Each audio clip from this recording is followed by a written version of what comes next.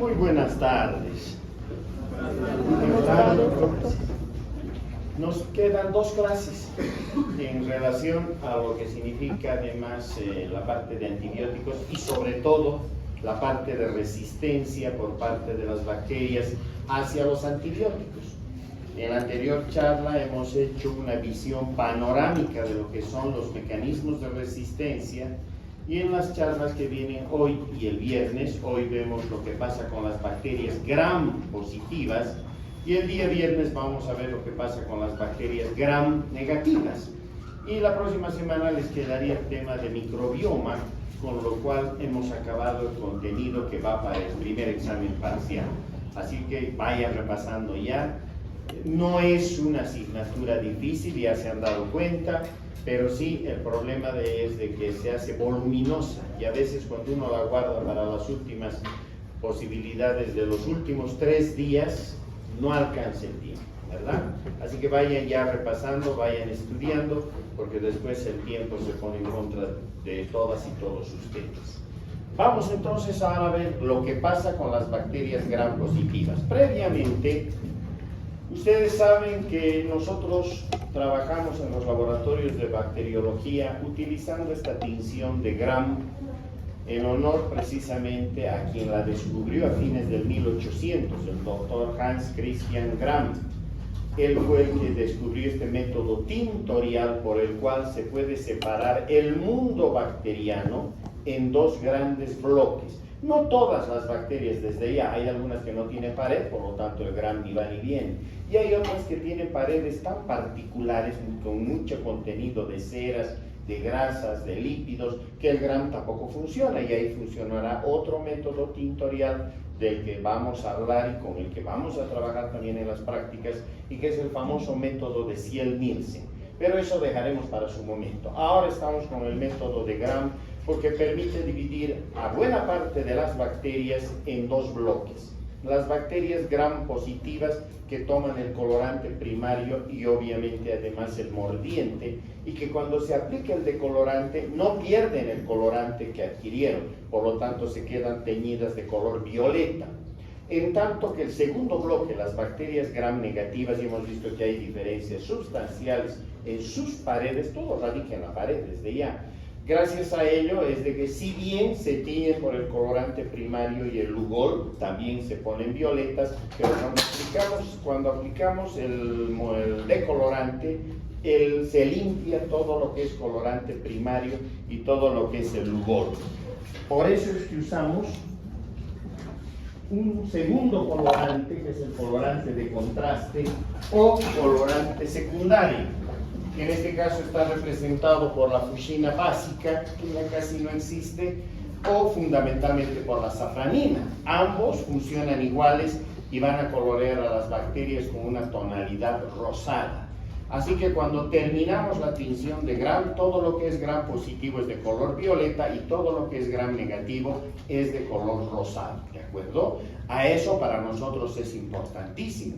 Abre la puerta al diagnóstico microbiológico, y una vez que permitimos que el diagnóstico circule por esta ruta, podemos llegar finalmente a darle nombre, apellido, celular y hasta alias a la bacteria con la que estamos trabajando, ¿de acuerdo? Por eso es de que está esto también armado desde esa perspectiva. Obviamente, cuando hablamos de bacterias gram positivas, estamos hablando fundamentalmente de estafilococos, de estreptococos, donde todavía algunas escuelas mantienen al paquete de los enterococos, aunque ahora es mejor ya independizarlos. Así que podríamos decir estafilococos, enterococos, estreptococos en general, que son los que corresponden desde el punto de vista de cocos a los gram positivos. Hay bacilos gram positivos, claro, y muchos, pero en la parte clínica estos bacilos gram positivos o no tienen la posibilidad de que se los lleve al sistema de antibiograma. No hay métodos de antibiograma todavía para muchos bacilos gram positivos, y lo único que tenemos a la mano son pruebas de concentración inhibitoria mínima que han visto solo nos permite conocer su concentración, su punto de corte, ¿verdad? Y pare de contar. Yo no sé, ahí no puedo encontrar un mecanismo de resistencia. El antibiograma sí me permite detectar los mecanismos de resistencia que eventualmente se estén presentando, o la parte de la biología molecular. Por lo tanto, cuando hablo de gram positivos, básicamente vamos a hablar cocos gram positivos, estafilococos, enterococos y estreptococos, ¿de acuerdo? En cambio, cuando entremos a las gram negativas el día viernes, fundamentalmente son bacilos. Si bien se puede encontrar mecanismos de resistencia en cocos gram negativos, pero fundamentalmente esto se mueve en el terreno de los bacilos. Ustedes ya tienen las charlas, su representante de curso para microbiología es bastante eficiente, muy rápidamente les pasa las charlas y en cuanto yo ya le pase, con seguridad que les he hecho llegar o lo hará llegar todo este material en el curso del día. ¿Listo? Con eso estamos tranquilos, no tenemos que preocuparnos y nos preparamos también para el examen parcial, pero a mí no me interesa eso. A mí lo que me interesa es que ustedes sepan todo esto, porque esto les va a servir tremendamente cuando lleguen al ciclo clínico y ni qué decir en las especialidades. Hoy por hoy, un médico que no conoce esto está perdido. Y ustedes pueden preguntar, vayan a los hospitales, van a encontrarse con generaciones de profesionales donde las personas que se han dejado llevar por el tiempo ya no tienen idea de lo que significa esto y no pueden interpretar un antibiograma y están perdidos, ¿de acuerdo? En cambio, los médicos que sí manejan esto es muy diferente porque interpretan rápidamente el antibiograma, saben qué drogas pueden usar, qué drogas no deben usar y esto va en beneficio directo del paciente, ¿de acuerdo? Por eso nos interesa. Listo, vamos. Si estamos hablando de cocos, hemos dicho que vamos a empezar por los estafilococos, ¿verdad? Y recuerdan que les dije, ¿qué manera más brillante de consolidar la teoría de la evolución, en este caso de Darwin, precisamente viendo el modelo bacteriano? Uno no necesita más. Si nosotros miramos el modelo darwiniano aplicado a lo que corresponde a estafilococos, en esta lámina está resumido absolutamente todo. Fíjense ustedes que en la década de los 40, y ahora sí podemos decir del siglo pasado, ¿verdad? Entre 1940 y 1945, recuerden que el 42-43, en plena Segunda Guerra Mundial, se empieza recién a utilizar la penicilina de manera clínica, ¿verdad? Fíjense que para 1940, antes de que se empiece a utilizar la penicilina en forma clínica, estudios experimentales que los ingleses llevaron adelante les permitió encontrar los primeros Staphylococcus aureus que sean penicilino resistentes.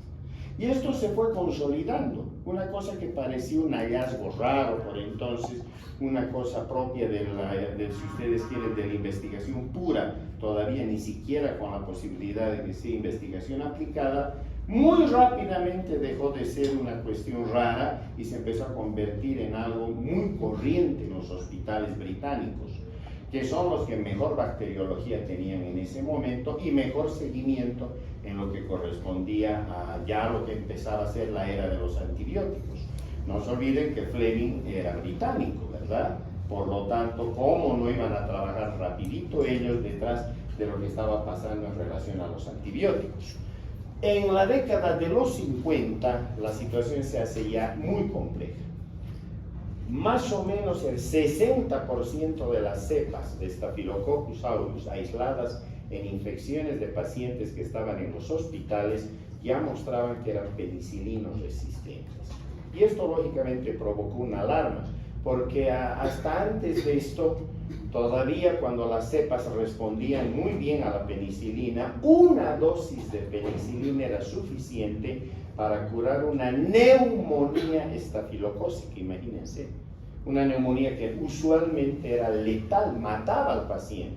¿Listo? En cambio, con una dosis de penicilina, el paciente estaba completamente fuera de peligro, luego se consolidaba el tratamiento y listo. Sin embargo, les digo, para 1950, inicios de los 50, los hospitales empiezan a preocuparse, sus bacteriólogas, sus bacteriólogos iban cada vez encontrando más estafilococos que ya mostraban resistencia a la penicilina. Pero el 59 aparece la meticilina. Recuerden, hemos hablado de las isoxazolil penicilinas. Aparece la meticilina y esa meticilina promete ser excelente en el sentido de que funcionaba allí donde la penicilina fallaba. Y evidente, ahora sabemos que esas drogas las isoxazolil-penicilinas funcionan muy bien allí donde la penicilina fracasa, ¿verdad? Si bien en esa época se utilizaba meticilina, hemos dicho que ahora ya es más un concepto histórico, ahora usamos oxacilina, cloxacilina, dicloxacilina, nafcilina, ¿verdad? De todas estas, la que más usamos es la oxacilina, ¿listo? Y evidente, funciona muy bien contra estafilococos que sean, en este caso, penicilinos resistentes. Por lo tanto, todos alegres y felices, no hay mayor inconveniente, no había como que para asustarse, ahí está, apareció otro antibiótico y por lo tanto todo va bien. Pero ese bien no lo estudiaron con cuidado, porque 2 años más tarde de que entra la meticilina en la práctica, el 61 se aísla por primera vez un Staphylococcus aureus meticilino resistente. También en Inglaterra, que les repito, eran los que mejor y más estaban trabajando en esta área. Ellos tienen una tradición muy fuerte en la formación de médicos microbiólogos, médicos bacteriólogos. Lo mismo que los franceses, no se olviden que van detrás de la huella de Pasteur, y los alemanes que van detrás de la huella de Roberto Koch. Por lo tanto, son las 3 escuelas de microbiología más fuertes que existen. ¿Listo?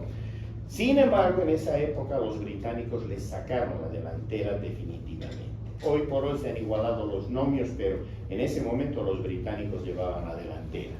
Bueno, aquí la situación, si bien hubiese sido suficiente para que se haga una reflexión científica al respecto y se utilice mejor la meticilina, no sucedió eso.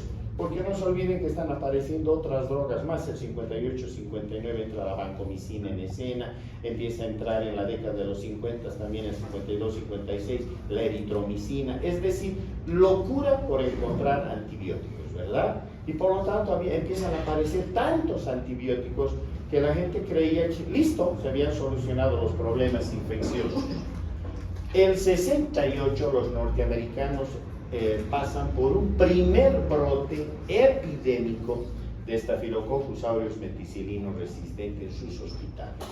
Una situación dramática, peligrosa, mucha gente muere por infecciones por Staphylococcus aureus meticilino resistentes, donde fallaba ya la meticilina. ¿De acuerdo? Y esto se vuelve poco a poco una situación de alarma para el planeta. Misteriosamente, toda la década de los 70 no hay información. Si ustedes buscan en las revistas científicas y demás, no hay información a qué ha pasado con la resistencia por parte de los estafilococos en esa década. Es una década de un silencio epidemiológico al respecto. Aparentemente los antibióticos iban relativamente bien, y si fueron mal, pues nadie lo dijo por algún motivo, ¿de acuerdo? Hasta llegar a la década de los 80s. Cuando llegamos a los 80s, primero en 1989 los australianos, que también tienen hoy por hoy una excelente escuela de microbiología médica, son los primeros en el mundo que se encuentran con un Staphylococcus aureus meticilino resistente, pero aislado en la comunidad. Uno espera este tipo de microbios en los hospitales donde estamos usando antibióticos, los médicos no nos lavamos las manos, las cirugías a veces se hacen precariamente, las sondas, todo lo que significan dispositivos médicos de apoyo, no los utilizamos bien, y ustedes van a ver en los hospitales una situación vergonzosa que cuando se entra en las salas a hacer las visitas, hay colegas que tenemos que lamentablemente cero bioseguridad, cero protección del paciente, con el bolígrafo están hurgando la sonda vesical del paciente, o sin guantes quieren cambiar una sonda vesical, es decir, una vergüenza. Por eso los pacientes, en algunas circunstancias, nos dicen que no hacemos las cosas correctamente, y no se equivocan. Otra cosa es que antes nuestro idioma era un idioma hermético, ¿verdad? Los términos médicos que utilizábamos la gente no los entendía, entonces parecía que estábamos hablando de cosas estrafalarias cuando en realidad estábamos hablando a lo mejor de cosas comunes, pero era un lenguaje que no se entendía, y eso nos permitía de alguna manera pasar los problemas. Hoy por hoy ya no es así. Hoy por hoy la situación ha cambiado notable y radicalmente, y qué bien, Ahora los pacientes saben perfectamente lo que pasa con sus enfermedades, entran al internet, exploran su enfermedad y saben mejor que nosotros lo que les está pasando, ¿verdad? Así que eso es bueno y eso evidentemente ha hecho de que en su momento una situación que solo sucedía en los hospitales, miren, haga que de repente estos estafilococos emergen en la comunidad. Cosa realmente terrible. Porque vuelvo a repetir, este tipo de microbios, que los hayas en un hospital, de acuerdo, pero que los hayas en la comunidad, ya la situación es gravísima. Hay una segunda ola, otra vez epidémica en Estados Unidos, de infecciones por Staphylococcus aureus meticilino resistente. No solo allí, también Irlanda pasa por el mismo problema, y ni qué decir Australia. Cuando pasamos a la década de los 90, si ya las bacterias habían, en este caso los estafilococos, avanzado a la meticilino resistencia, lo lógico era pensar que el próximo paso iba a ser perder la sensibilidad frente al antibiótico que en estos casos se utiliza. En estos casos, cuando ya son meticilinos resistentes, como que no nos dejan otra opción que entrar a la vancomicina. Por eso les molestamos la existencia tanto con que sepan las familias de antibióticos y qué antibióticos están en cada familia. Porque si hablamos de glicopéptidos, ustedes tienen que saber que estamos hablando de vancomicina y teicoplanina, ¿verdad? Entonces, aquí no nos queda otra que saltar a utilizar vancomicina. Obviamente, a nivel hospitalario, la vancomicina no se la puede utilizar de manera ambulatoria, es peligrosísima, tiene muchos efectos colaterales que hay que controlar, por eso esta droga se utiliza dentro de los hospitales, ¿de acuerdo? Y lo lógico era pensar que si ya estábamos usando la vancomicina en gran escala, era lógico que se iban a empezar a seleccionar cepas que estaban mutando, ¿verdad? Hemos dicho que la mutación, en este caso, en bacterias que al final resultan mutantes que se seleccionan por los antibióticos, son los que nos muestran estos procesos de resistencia, ¿verdad? Súmenle entonces que en 1997, hasta ese año, se decía que la vancomicina no fallaba absolutamente nunca. Nuestros profesores de medicina aquí nos decían, es tan buena la vancomicina que hasta el olor de la vancomicina mata a los estafilococos. Y parecía que era así. Todos decíamos, qué interesante, qué bien, qué raro que no emerja una cepa que ya empieza a mostrar caída de sensibilidad. Pero llega el año 1997 y como vamos a ver, un médico microbiólogo japonés descubre la primera cepa de un Staphylococcus aureus que ya había perdido sensibilidad a la vancomicina. No llegó todavía a la resistencia, recuerdan, estaba en el límite, el intermedio. Y nacen las famosas cepas Visa, o sea, Staphylococcus aureus vancomicina intermedias, ¿de acuerdo? Que hemos dicho que ese es un camino, ¿verdad?, hacia la resistencia. Era lógico que si habían llegado hasta el comportamiento intermedio frente a la vancomicina, el próximo paso tenía que ser la resistencia. Pero todavía hasta ese momento nos negábamos a pensar, a reflexionar y además a poder mirar desde la perspectiva de la biología. El tronco básico de formación de todos nosotros es la biología, ¿verdad? Todos en colegio hemos estudiado biología, por eso nos empezó a gustar la medicina, porque la biología obviamente es el tronco básico para nuestra formación. Y lamentablemente en el camino vamos olvidando la biología y creemos que la medicina sustituye a la biología. Y ese es un error tonto, porque nunca podemos apartarnos de la biología. Ustedes tienen que seguir leyendo biología, y en la medida que la biología va progresando, ustedes tienen que seguir ese progreso porque les va a dar las bases sólidas para que el día de mañana sean buenos médicos, ¿de acuerdo? Por lo tanto, era lógico pensar que si habíamos llegado al comportamiento intermedio, teníamos que llegar hasta la resistencia final, y eso pasó en la década ya del 2000, al arrancar el año 2002-2003 en los Estados Unidos. Precisamente aparecen las primeras cepas de Staphylococcus aureus vancomicino resistentes. Bueno, ahora sí, la microbiología se impuso y mostró, como una especialidad más dentro del terreno médico, mostró al resto de los especialistas que había un enorme error en pensar solamente desde la perspectiva de nuestras especialidades, que lo lógico era pensar desde la base de la biología y que la microbiología aportaba las evidencias. Por lo tanto, ahí sí, recién el conjunto biomédico a nivel mundial se dio cuenta de que la situación era caótica y era grave. ¿Por qué? Porque entre el año 2001 y el 2006 aparecen las primeras cepas de Staphylococcus aureus Linezolid resistentes. El Linezolid en Bolivia es nuestra última opción después de la vancomicina, Linezolid. ¿Y qué pasa si el Linezolid falla? Porque estas cepas están empezando a aumentar en número. En Bolivia todavía no hemos aislado ningún Staphylococcus aureus Linezolid resistente, y esa es una ventaja. Pero el instante en que aparezca una, recuerdan, esto es como las películas de terror, hemos dicho, al principio de la película ahí muere uno, mueren dos, al final de la película ha muerto 1000, ¿verdad? Entonces lo mismo pasa aquí, ¿listo? Esta es la situación para nosotros tope, porque si llegáramos hasta ese punto, no tenemos más antibióticos. Ahí se acaban. Y si nos dicen, ¿y ahora qué vamos a hacer? Pues no nos quedaría otra que, supongo, empezar a agarrar viejas creencias y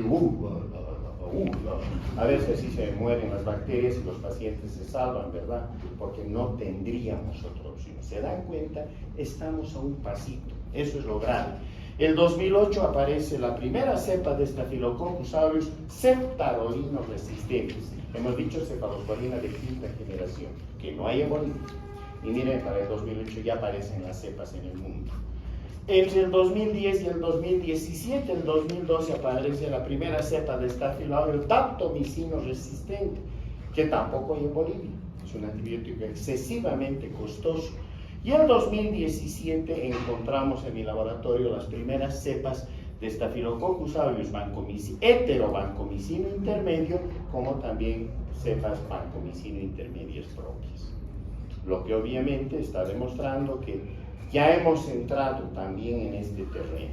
Y ustedes van a poder ver a lo largo de la charla qué es lo que pasa y dónde estamos en relación a esto. Así que Darwin no se equivocó, definitivamente. Estamos inscritos en esa línea, yo particularmente me considero un microbiólogo evolutivo, sabemos que trabajamos desde esa perspectiva, no hay otra perspectiva para entender la biología actual y la microbiología actual. Les decía, recuerdan en la penúltima lámina de la charla anterior, el mecanismo estrella por el cual las bacterias alcanzan la resistencia es la producción de beta-lactamasas, ¿verdad? Y ya sabemos cómo actúan esas beta-lactamasas, porque hemos visto ya varias láminas al respecto. Pero había que clasificarlas de alguna manera. Y si bien esto lo vamos a volver a ver el día viernes, porque ahí sí vamos a hablar mucho de beta-lactamasas, sin embargo, la mejor clasificación es esta, la de la doctora Karen Bush. La doctora Karen Bush es médico, es microbióloga norteamericana, actualmente sigue trabajando en la Universidad de Indiana. Ella es la que aporta mucha evidencia en cuanto a resistencia, pero además trabaja en el área del desarrollo de nuevas moléculas que permitan unirse a los antibióticos y de esa manera cortar la acción de las beta-lactamasas, o sea, inhibidores de beta-lactamasa. Esta es la clasificación KB o de Karen Bush.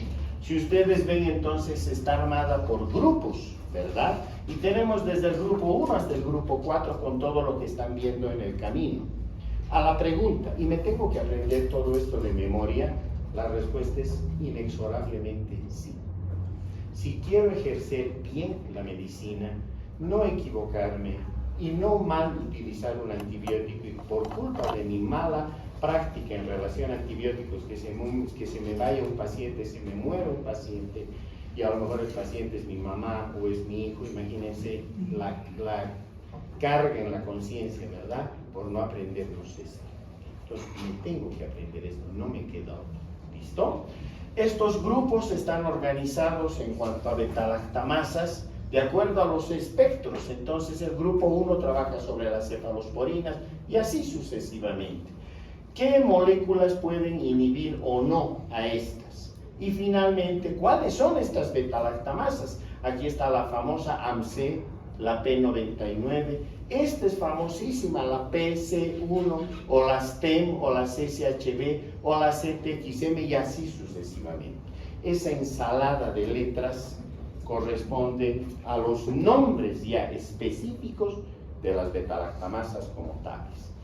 ¿Cuántas betalactamasas hoy por hoy tendremos en el mundo de las bacterias? Calculamos que casi el millar de betalactamasas, que además las tenemos que conocer aquí, si no quiero errar en el manejo de antibióticos, ¿de acuerdo? Así que quienes van a ser infectólogas, infectólogos, internistas, pediatras, infectólogos o infectólogas, nefrólogos, nefrólogas, urólogos, urólogas, tienen que dominar esto. Caso contrario, van a tener serios problemas con sus pacientes. Y ni qué decir, quienes ojalá se dediquen a la microbiología clínica, ¿verdad? Allá ni modo, esto nosotros lo tenemos que manejar todos los días, ¿verdad? Listo, pero si me trato ahora de, no sé, pues comer todo este pedazo de lámina, me voy a provocar una indigestión. Así que lo que vamos a hacer es cortarla y vamos a trabajar solo el grupo 2A de Karen Bush. ¿Listo? Estas betalactamasas que tienen como blanco a las penicilinas, o sea, son penicilinasas, ¿no es cierto?, que son inhibibles por los inhibidores de betalactamasa convencionales, clavulánico, hemos dicho, sulbactam, tazobactam, ¿recuerdan? Y en nuestro caso lo que más usamos, clavulánico y sulbactam. ¿Cuál es la famosa aquí? La PC1. Así que por hoy nos olvidamos del resto y nos vamos a abocar a esta. ¿Listo? Del resto hablaremos el viernes. ¿Cómo funcionan las betalactamasas en las bacterias? Como estamos en el mundo de las bacterias gram positivas, esta es una pared típica de gram positivo. Aquí está el peptidoglicano, aquí está la membrana celular, aquí están los hidratos de carbono enclavados en la membrana celular y aquí están los ácidos teicoicos y los lipoteicoicos, ¿verdad? Listo, yo veo este digo, es gram positivo, no hay donde perderse ni equivocarse. Pero vean que no hay en realidad espacios, aunque podríamos hablar de un espacio periplásmico, pero este espacio es más virtual que real en las bacterias gram positivas, ¿de acuerdo? Si está presente, como que no le alcanza el espacio para poder almacenar allí lo que la bacteria necesitaría almacenar, ¿de acuerdo? No es un espacio funcional, es más un espacio en este caso estructural, ¿no es cierto? Nada más. Por lo tanto, ¿qué hacen los gram positivos? Liberan sus betalactamasas al exterior.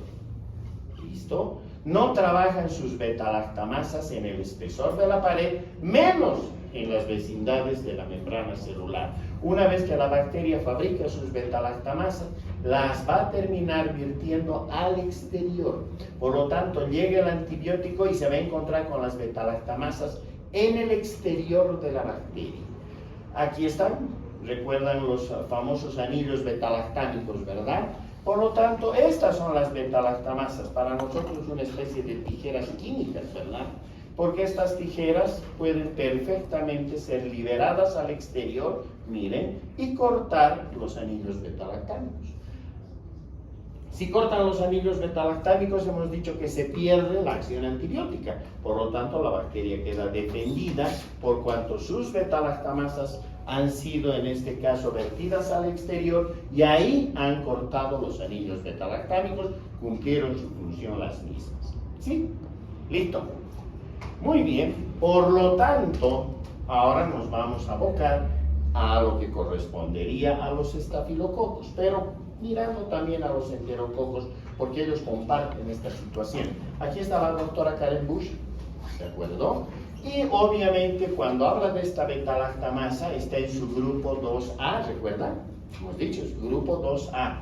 Son inhibibles por los ABC, o de lo que corresponde a los ABC, los agentes betalactámicos combinados, o sea, por el sulbactam y por el clavulánico fundamentalmente, ¿cierto?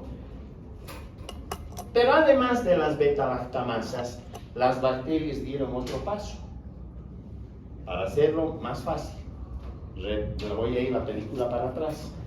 La primera etapa de resistencia a los estafilococos la armaron con su betalactamasa. Eso que les he contado de la década de los 40-50. Porque se cayó la penicilina, ¿no es cierto? Y se cayó la penicilina porque estas bacterias fabricaron esta betalactamasa o penicilinasa que ya correspondía, ahora ya sabemos, al grupo 2A de Karen Bush. En esa época no había todavía inhibidores, por lo tanto la penicilina no funcionó.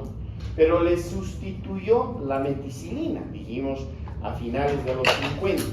Lástima que el año 61 aparecen, hemos dicho, las primeras cepas meticilino resistentes, ¿cierto? Para que aparezca la meticilino resistencia, recuerden la clase anterior, sí o sí tiene que entrar en juego una secuencia genética nueva. Esta secuencia es la famosa secuencia MEC-A, que no es la única. Hoy por hoy tenemos MEC-B, MEC-C, etc. Pero eso ya no es motivo de nuestro estudio general. Eso lo tendrán que aprender nuestras nuevas microbiólogas o nuevos microbiólogos clínicos, ¿de acuerdo? Por ahora, de manera general, tenemos que saber que esta secuencia MEC-A es la que controla, la que codifica la información para que se pueda expresar esta nueva PDP, la PDP-2A. Rápidamente recuerdan que las PDPs era la 1A, la 1B, 2, 3, 4, 5, 6, ¿cierto? Y dijimos en la anterior clase que apareció una nueva PDP en los estafilococos. Aquí está, la PDP-2A.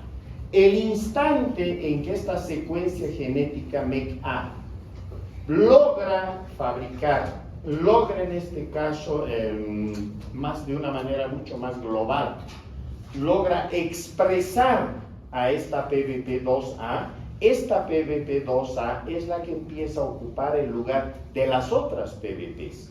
Y por lo tanto esta PDP-2A termina siendo la PDP más importante de la pared de los estafilococos. ¿Cuál es el problema de la PDP-2A? Su bajísima afinidad para los betalactámicos. Afinidad desde el punto de vista químico, obviamente. Por lo tanto, llega cualquier betalactámico, salvo raras excepciones, pero el resto de los betalactámicos que lleguen hasta estas PDP-2A no van a poder lograr ese fenómeno que habíamos visto cuando repasábamos betalactámicos. Es decir, no va a haber la posibilidad de que interactúe el betalactámico con la PDP. Ya ni me detengo a decir qué son las PDPs porque ya lo hemos dicho hasta el cansancio, ¿verdad? Por lo tanto, llegan los betalactámicos, en cualquier otro caso interactuaban con las otras PDPs y no había mayor problema, ¿no es cierto? Se producía una inhibición competitiva y listo. Dejaban de trabajar esas PDPs, se inhibían y empezaba todo el fenómeno de la bactericidia asociándose, hemos dicho además, la mayor actividad o desequilibrio con las autolisinas, ¿recuerdan? El problema aquí es que la PDP o las PDPs del paquete 2A tienen bajísima afinidad por los betalactámicos. O sea que llegan los betalactámicos, aquí están las PDPs y cuando tratan de interactuar no hay posibilidades. El resultado, resistencia, pues obviamente, ¿no es cierto? Está respondiendo esa PDP con su bajísima afinidad en el sentido de no poder interactuar con la meticilina o las isoxazolinpenicilinas o cualquier betalactámico, hemos dicho salvo raras excepciones, ¿cierto? Por lo tanto, entonces tenemos dos sistemas de resistencia frente a los betalactámicos. Un primer sistema armado por betalactamasas que ya vienen desde el siglo pasado, ¿no es cierto? Hoy por hoy asumimos que prácticamente el 100% de los estafilococos, sobre todo aureus, son penicilino resistentes. Porque todos han aprendido a fabricar betalactamasa que corresponde al grupo 2A de Karen Bush y que es la PC1, ¿cierto? Pero además de ese 100% que fabrican estas betalactamasas, otros porcentajes que son variables dependiendo de los países son ya la segunda etapa, meticilino resistentes. O sea, no solo fabrican betalactamasa, sino que se sumó el hecho de haber adquirido la secuencia MEC-A y con esta secuencia MEC-A expresar una nueva PBP, la 2A, con la cual alcanzan la meticilino resistencia. ¿Se entendió hasta aquí? Perfecto. ¿Cómo exploramos? Solo a manera de cuento, no les vamos a preguntar, esto es para las bacteriólogas, los bacteriólogos del futuro, pero ¿cómo nosotros evaluamos esta meticilino resistencia en laboratorio? Por los antibiogramas, sembramos la bacteria en un medio de cultivo adecuado, en una concentración de bacterias adecuada y obviamente le ponemos un disquito de cefoxitina. Vean ustedes, tiene este disquito de cefoxitina 30 microgramos por disco, ¿de acuerdo? Y cuando se produce el halo después de 18 a 24 horas de incubación, medimos este halo en su diametraje, desde aquí hasta aquí. Si está por debajo de 20 milímetros, 22 milímetros para abajo, en el caso de Aureus, es automáticamente meticilino resistente. ¿Listo? Eso como laboratorio, para que ustedes sepan qué hacemos. Por lo tanto, tenemos entonces la primera opción. Si los estáfilos, en este caso Aureus, mostrara sensibilidad a las penicilinas semisintéticas, penicilinas estables, ¿cuáles serán estas? ¿Cuál es una penicilina semisintética que resista a la beta-lactamasa, a la penicilinasa o en este caso a la beta-lactamasa del grupo 2A? ¿Qué antibióticos cumplen esta función?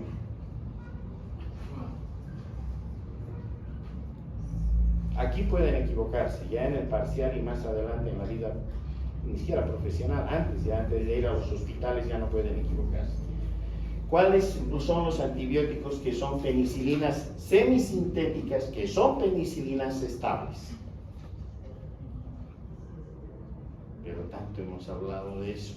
Las isoxazolilpenicilinas, la meticilina, que bueno, es la precursora, la oxacilina, la cloxacilina, la dicloxacilina y la rapsilina, ¿no es cierto? Entonces, si estas funcionan, esta es una cepa meticilino sensible, Staphylococcus aureus meticilino sensible, ¿de acuerdo? Porque están funcionando estas isoxazolilpenicilinas, ¿de acuerdo? Si eso es así, qué buena noticia para nosotros y ni qué decir para el paciente, obvio, ¿verdad? Porque en ese caso entonces significa que no solo sirven estas drogas, oxacilina, cloxacilina, etcétera, sino también significa que sirven las cefalosporinas de primera generación, de segunda generación, no hay ningún problema, ¿verdad? Porque la penicilinasa no llega hasta ahí, solamente está quemando penicilina. Y desde que se encontró ampicilina y amoxicilina en el camino, obviamente las quema también. O sea que en estos casos se caen penicilina, ampicilina, amoxicilina, obviamente, ¿verdad? Entonces las cefalosporinas se quedan libres. Los carbapenémicos, ni qué decir, imipenem, meropenem van a funcionar. Pero lo más importante, los ABC, claro que van a funcionar. Ampicilina, sulbactana, amoxiclavulanato, van a funcionar. Porque recuerda, si está respondiéndome como meticilino sensible, no tiene la secuencia MEC-A, no tiene PBP2A y solo me está expresando su beta-lactamasa del grupo 2A de Karen-Busch, la PC1. Y esas, recuerdan en la segunda lámina que pusimos, los inhibidores de beta-lactamasa sí funcionan. Por lo tanto, si me dice el laboratorio es una cepa de Staphylococcus aureus meticilino sensible, no me va a poner el chorizo de drogas ya en el antibiograma, no les ponemos, les obligamos a que piensen un poco, ¿de acuerdo? Entonces, ustedes tomarán el reporte del antibiograma y dirán, ¡ay, qué bien! Es una meticilino sensible, ¡qué maravilla! Obvio, en estos casos, si es del grupo 2A de Karen-Busch, las que se habrán caído son la penicilina, la ampicilina y la amoxicilina, que no las vamos a usar desde ya, ¿verdad? Más aún, está confirmado de que esta cepa fabrica esta beta-lactamasa o penicilinasa, ¿no es cierto? Y por lo tanto, entonces me abre el camino para utilizar todo esto. Lo que en principio puedo utilizar es directamente antisulbactán o amoxiclavulánico, dependiendo dónde está la infección que tiene ese paciente, qué enfermedades de base tiene ese paciente, cómo está en su pronóstico este paciente, cuánto tiempo de tratamiento le tendremos que hacer para que elijamos un agente beta-lactámico combinado, o por ahí una cefalosporina, o por ahí ya oxacilina, ¿no es cierto? Porque obviamente funciona, es meticilino sensible. Entonces casi todo funciona, excepto penantiamoxi, que ahí está. ¿Listo? Listo. Esta es la primera etapa. Lo triste es cuando viene la segunda etapa. Ya me llega el reporte y me dice cepa de Staphylococcus aureus meticilino resistente. Ah, pues esta vez la noticia es grave, tanto para el paciente como para nosotros. Porque si se trata de un Staphylococcus meticilino resistente, significa que la oxacilina, o sea, todo el paquete de las isoxazolilpenicilinas se cayó, porque estamos frente a una meticilino resistencia, ¿cierto? Se cayeron oxa, dicloxa, napsilina, todo esto se ha caído. Y si se ha caído todo eso, significa que todos los beta-lactámicos, en este caso disponibles en Bolivia, no me sirven. Si alguien en la sala al momento de la visita dice, no, pero le daremos cefepime, que es una cefalosporina de cuarta generación, es poderosa, le diremos, no, media vuelta a microbiología, que venga a aprender, ¿no es cierto? O a recordar. Obvio, porque se cae todo. En Bolivia no le sirve ningún beta-lactámico. ¿Listo? ¿Qué beta-lactámicos servirían? Ah, si ustedes se van a ir a Estados Unidos, a Canadá, a Europa, y les preguntan esto, ustedes ya ahí dirán, un momento, hay las cefalosporinas de quinta generación, ¿recuerdan? Ceftarolina, ceviprole, cualquiera de esos va a servir. Porque esos sí están en Estados Unidos, en Canadá, están en Europa, etc. ¿Listo? Aquí lo tenemos porque son excesivamente costosos. Casi nadie podría pagar ese tratamiento. ¿Listo? Ya está. Por lo tanto, se cayeron los beta-lactámicos. Pero aquí deberíamos poner en nuestra aula al entrar, el refrán, la norma es: piensa mal y acertarás. Porque si vas a ser ingenua o ingenuo y vas a pensar bien, tu paciente se va a complicar y las cosas van a salir mal. Siempre piensa mal y acertarás. Por lo tanto, si se caen todos los beta-lactámicos, si es un meticilino resistente, ni piensen en utilizar las otras drogas. Se caen macrólidos, se caen anfenicoles, se caen tetraciclinas, se caen fluoroquinolonas, se cae todo. Porque si ha logrado llegar hasta ahí, pone en marcha otros mecanismos de resistencia con los cuales hace caer al resto de los antibióticos. Por eso es que cuando reciben el reporte y es meticilino resistente, dicen, listo, pues ya sé lo que tengo que hacer, solo me queda vancomicina como primera mano, ¿de acuerdo? Y eso hemos dicho que lo vamos a usar siempre desde una perspectiva hospitalaria. No le podemos recetar vancomicina para que se vaya a su casa, no, eso tiene que ser utilizado dentro de un hospital con un seguimiento, monitoreo laboratorial, monitoreo clínico, para que el paciente vaya bien. Es muy nefrotóxico, golpea mucho a los riñones esta droga. Por eso es que hay que saberla evaluar, hay que saberla dosificar, kilo peso del paciente, etcétera, etcétera, etcétera. ¿Se entendió? Y si la vancomicina empieza a fallar, cosa que ya empezó a suceder también en Bolivia, que las cepas ya están entrando en el comportamiento VISA, vancomicina intermedias, imagínense, en esos casos nuestra última opción es el linezolid. O sea que al linezolid, si a la vancomicina, de hecho, la tenemos que cuidar como si fuese la bomba atómica, y no la debemos utilizar para cualquier cosa y en cualquier momento, y peor ambulatoriamente. Esas drogas tienen que estar muy bien guardadas en los hospitales. Esas drogas no se las debería ni siquiera en las farmacias vender por el peligro de que el paciente intente usarlas ambulatoriamente. ¿Y por qué les hablo así, colegas? Porque entre ustedes está sentada la futura ministra de Salud de este país. pues está sentado el futuro decano de la Facultad de Medicina que va a guiar todo lo que es la vida académica de los próximos médicos. Aquí está sentado, está sentada esa persona, ¿de acuerdo? Para que cuando asuman esos cargos no hagan los papelones que ahora hacen, que no tienen la más remota idea de esto y hacen estupideces en los ministerios, ¿de acuerdo? Ustedes ya con un criterio técnico, un criterio académico, un criterio científico, cuando sean autoridades van a poder indicar y decir no. Guardamos la vancomicina, se prohíbe el uso de la vancomicina de manera ambulatoria y lo que vamos a hacer es armar en todos los hospitales comités de seguimiento y monitoreo de antibióticos. Eso si queremos estar bien dentro de 20, 30, 40 años. O si vamos como estamos viendo, ya van a ver los números, la situación es dramática.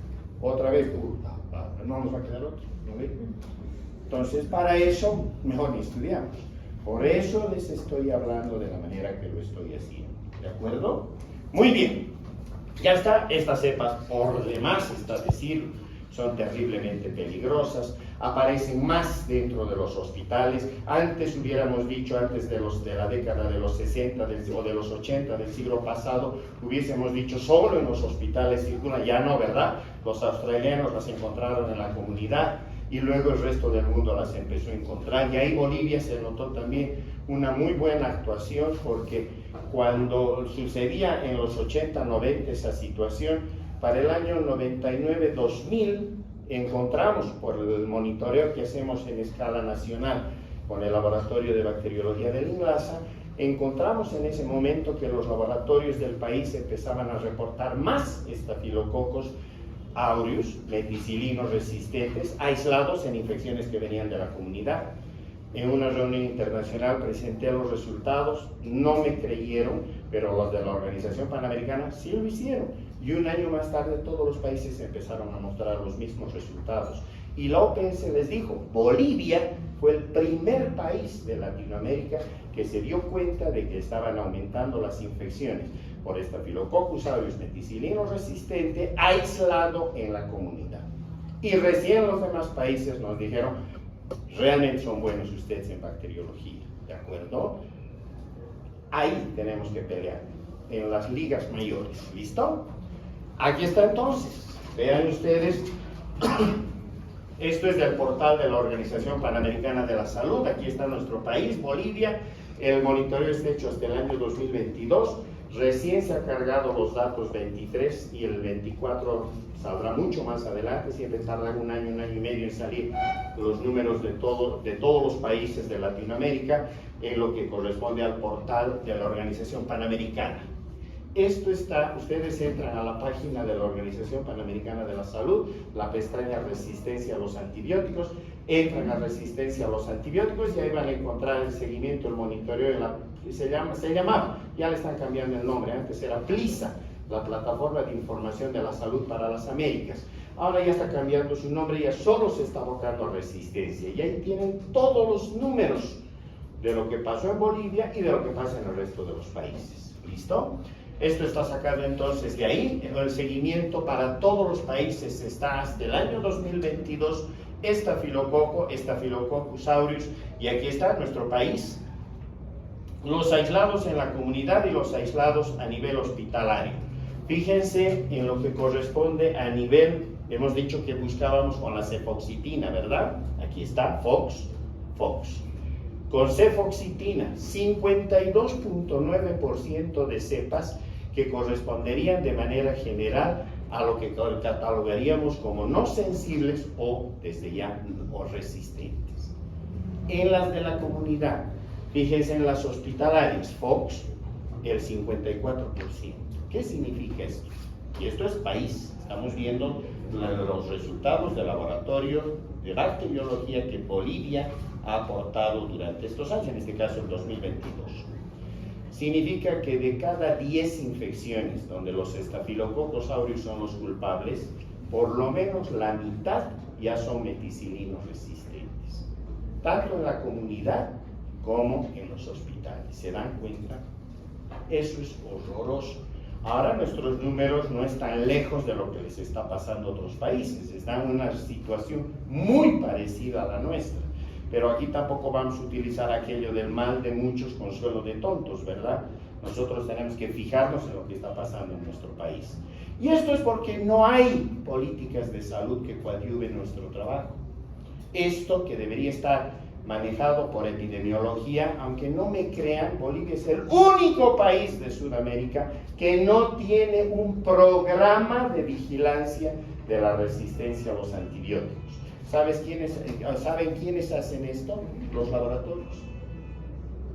Los laboratorios de bacteriología de Bolivia están haciendo esto, sin apoyo de epidemiólogos o epidemiólogas. ¿Se dan cuenta?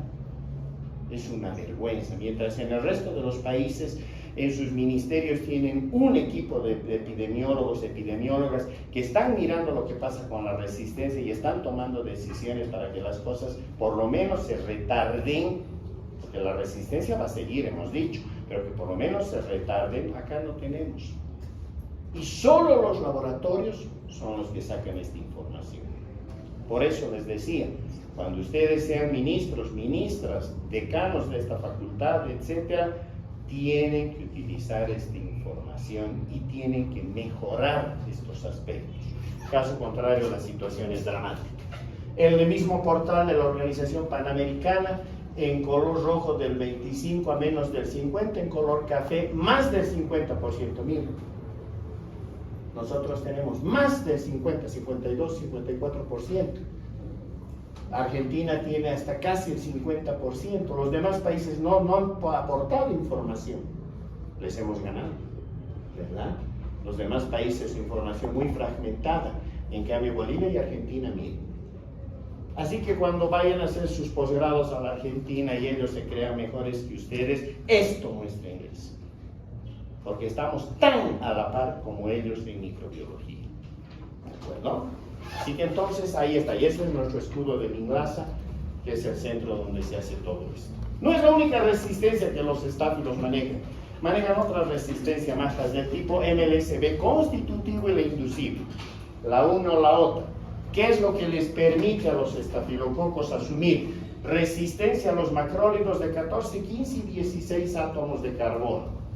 Si ustedes han repasado y les han dado esto en la teoría, los macrólidos pueden ser de 14, 15 y 16 átomos de carbono, ¿verdad? En los de 14 básicamente está la eritromicina, en los de 15 básicamente la citromicina, claritromicina, y en los de 16 moléculas que todavía no las tenemos aquí, ¿verdad? La josamicina, etc.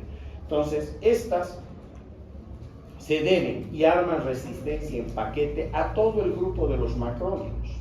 O sea que si una cepa es resistente a la eritromicina, es a todito el paquete de los macrólidos. Cuidado, porque es donde más fallan los médicos. Les decimos, es resistente al eritro. La citromicina, sí, funciona. Falso. Se cayó también.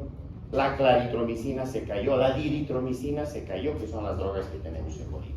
¿De acuerdo? Se cae todo lo que es macrólido. Pero no solo eso, se caen también las lincosamidas. Lincomicina y clindamicina. Y se caen también las streptograminas del grupo B, que no hay en Bolivia, pero están caídas. Miren, si las usáramos nos servirían, así de claro. ¿Listo? Entonces, esa es la resistencia del tipo MLSB, que la hemos visto de manera global cuando hemos visto el paneo general. Y esto que ya les he dicho va a salir todo el tiempo, ¿verdad?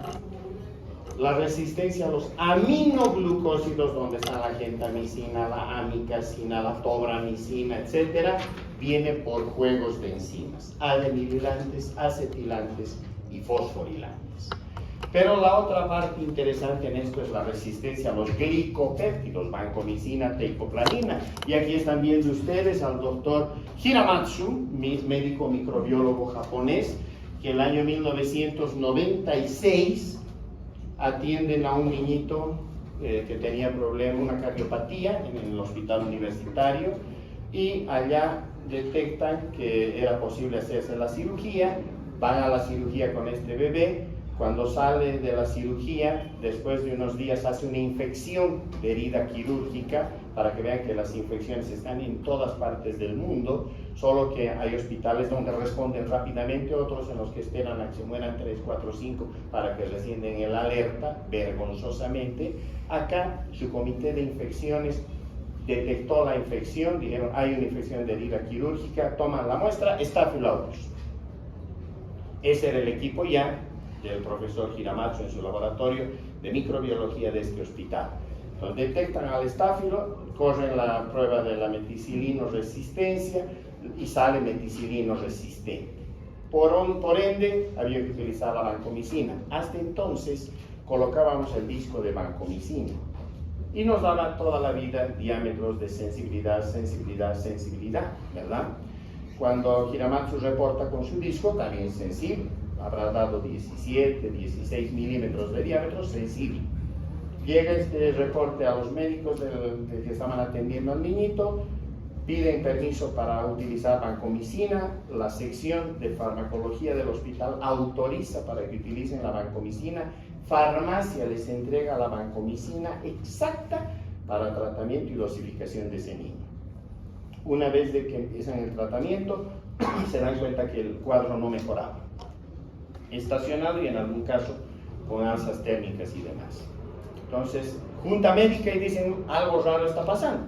Y a Hiramatsu le dicen, ¿no te habrás equivocado en tu antibiograma? Él dice, no, pero déjenme pensar.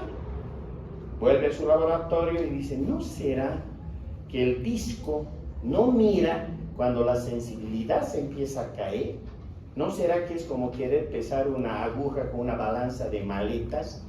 Por eso es que todos los países del mundo, vancomicina sensible, vancomicinas, todo era sensible. ¿Se recuerdan? Hasta el olor de la vancomicina teóricamente mataba a los estáfilos.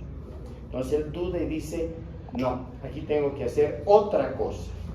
¿Y qué se le hubiera ocurrido hacer a cualquiera? A ver, ustedes ya hemos visto esta charla. ¿Qué harían si quieren confirmar una resistencia rara o inusual? ¿Qué pedirían? Fuerte.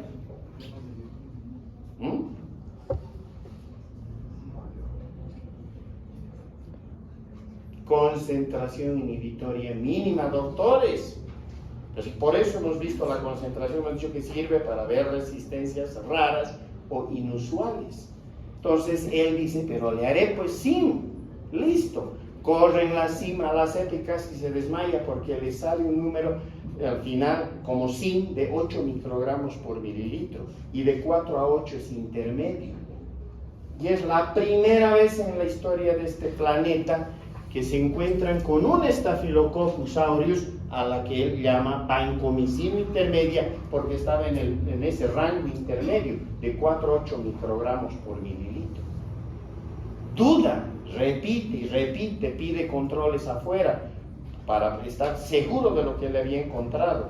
Todos le reportan a donde manda la cepa, le dicen, sí, tenías toda la razón, con SIM sale 8 microgramos, o sea, es intermedia, y por eso nacen las cepas PISA.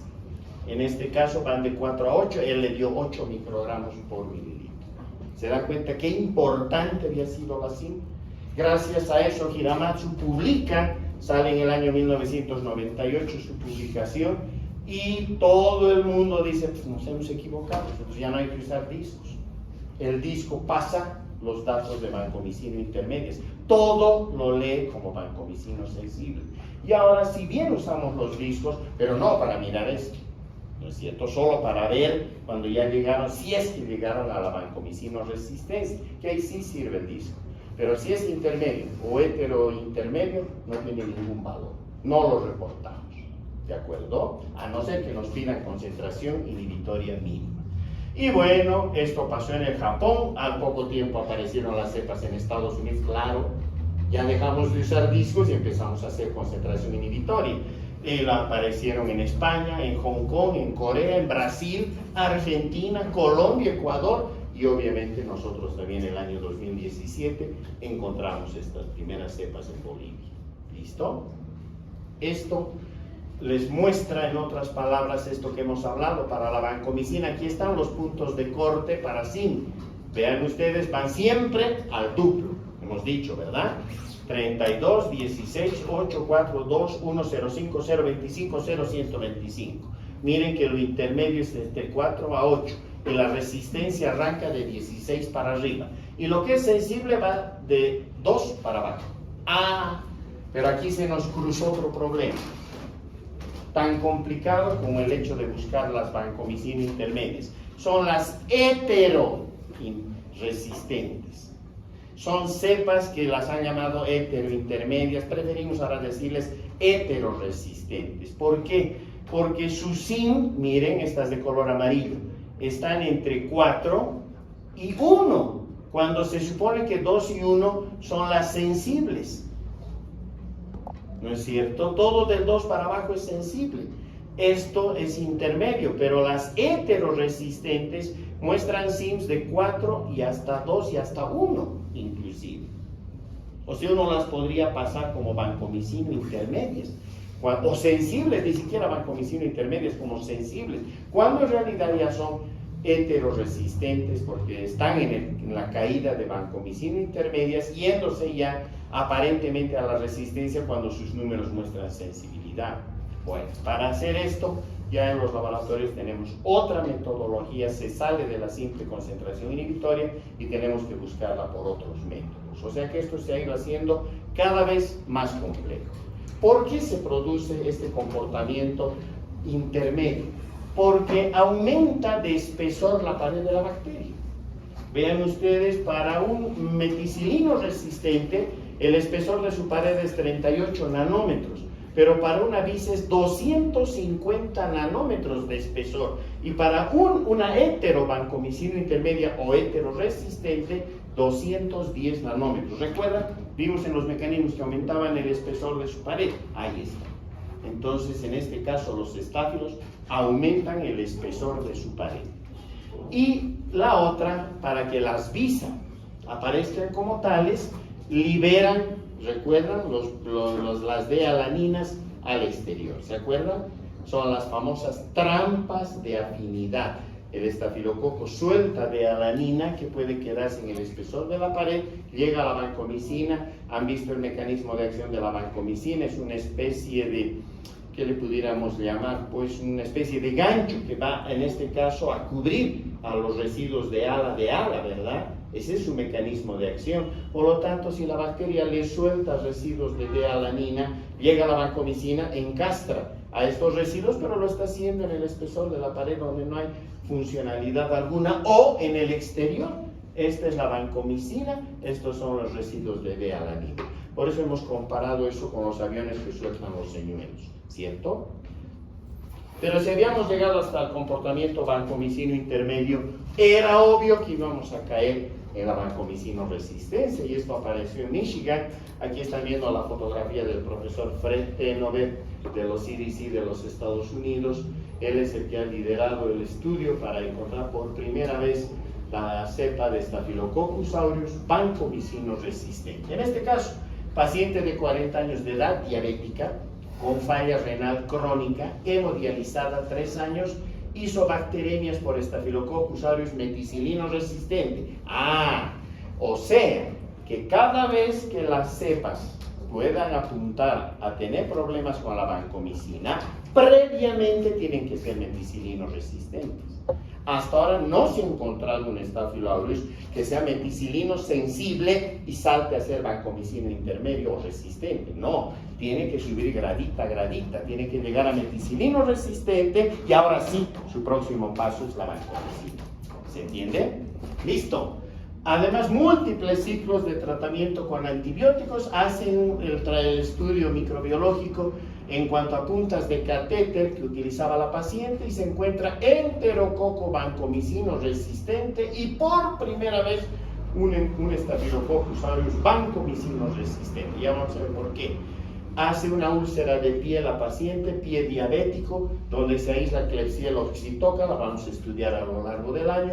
También otra vez el enterococo vancomicino resistente y el Staphylococcus aureus vancomicino resistente. ¿Por qué? Porque cuando le hacen la SIM a la vancomicina, miren, 1024 microgramos. Recuerdan que de 16 para arriba era la resistencia.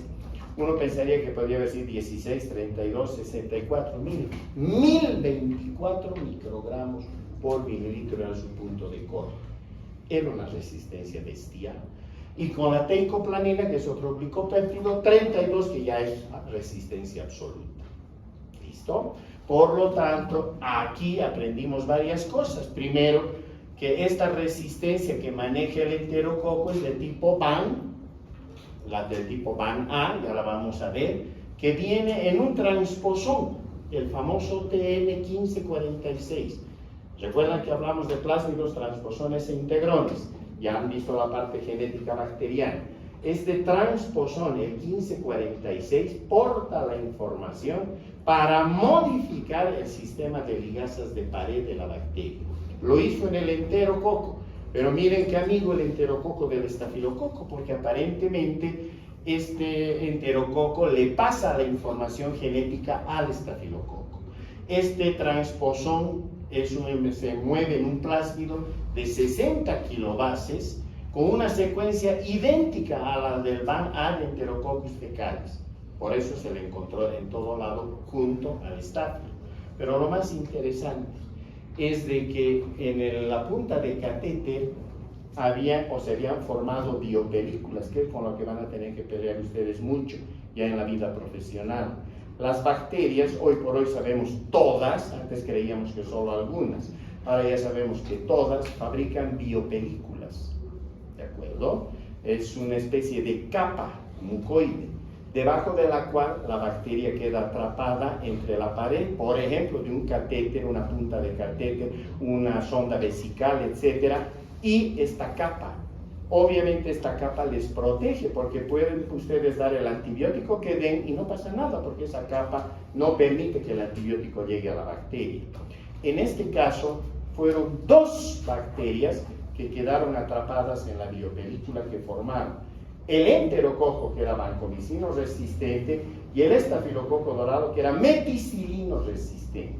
¿Qué hizo el enterococo? Por un proceso de conjugación, le transfiere el transposón 1546 y se lo regala al Staphylococcus aureus y lo convierte en vancomicino resistente. ¿Se dan cuenta? El instante en el que pasa esto, ahora sí, de tanto en tanto se rompe la biomolécula, o en este caso la biocapa o el biofilm, y se liberan los estáfilos, viajan por el torrente circulatorio y pueden provocar barbaridades. Peor ahora que ya tiene la información para poder hacerse resistente total a la vancomicina. ¿Listo?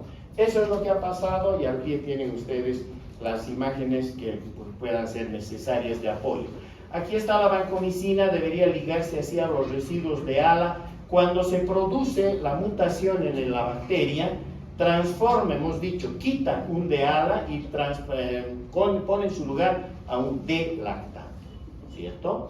Si ustedes ven, allá está la D-alanina, aquí está la vancomicina, encastra perfecto. Pero el instante en que tengo un D-lactato y ahora sí llega nuestra vancomicina, ya no puede encastrar.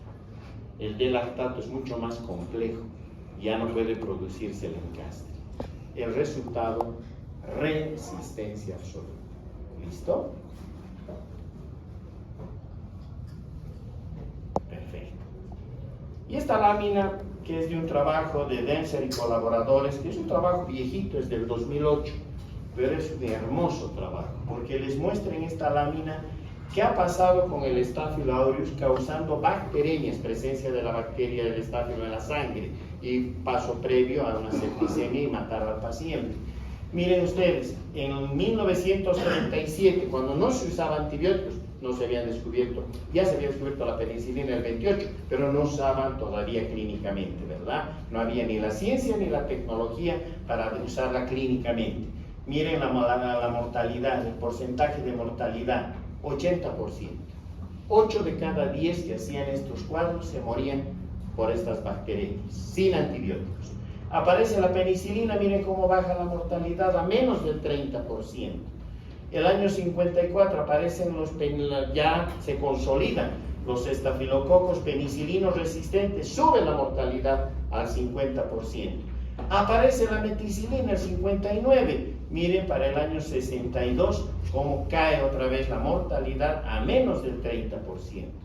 Las cepas son meticilinos sensibles, hay un mejor conocimiento de esta bacteria, mejor manejo desde el punto de vista médico y casi llega al 20% la mortalidad entre 1975 y en 1999 las meticilinos resistentes, miren cómo levantan a más del 30%, acercándose al 40% la mortalidad. Para que el año 2000, miren las cepas Visa, las vancomicina intermedias, cómo vuelven a levantar la mortalidad a prácticamente el 60%. Falta una segunda parte, ¿no? ¿Qué pasa con las vancomicinos resistentes, las daptomicinos resistentes? Probablemente en ese segundo trabajo, segunda parte, la mortalidad volvería al 70 u 80% típicos de la era preantibiótica. Esto es contra lo que van a tener que pelear doctores, lamentablemente. Bien, vamos a pararnos aquí y vamos a, el día viernes, ¿será posible que arranquemos algo más temprano? ¿Es posible? ¿A qué hora? Yo estoy disponible. ¿A las 5? Sí, está bien. ¿O 5:30? Y nos quedamos hasta las 7. ¿Sí? Para repasar, para mirar con calma y no correr, porque no vale la pena correr solo por cumplir el programa. La idea es que entendamos perfectamente todo. ¿Sí? 5. Los compañeros tenemos horas de bioquímica de 6 a 7. Entonces podríamos comenzar 4 más antes. Por mí no hay problema. 4 de la tarde arrancaremos. 4 de la tarde y hasta las 6 entonces hemos acabado. ¿De acuerdo? Muchas gracias. ¿Sí? ¿Va a estar disponible? Aquí. Sí, sí.